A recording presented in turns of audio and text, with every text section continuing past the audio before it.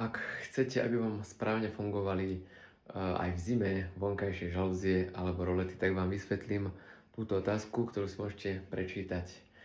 Je to pretože v zime, keď je mráz a sa vám opre tá vonkajšia žalúzia alebo roleta o parapetu, naprší tam a zamrzne to v noci, tak tým pádom potom ju nedáte hore alebo proste sa odtrhne alebo niečo zle sa spraví, proste sa zdeformuje, pokazí a tak ďalej.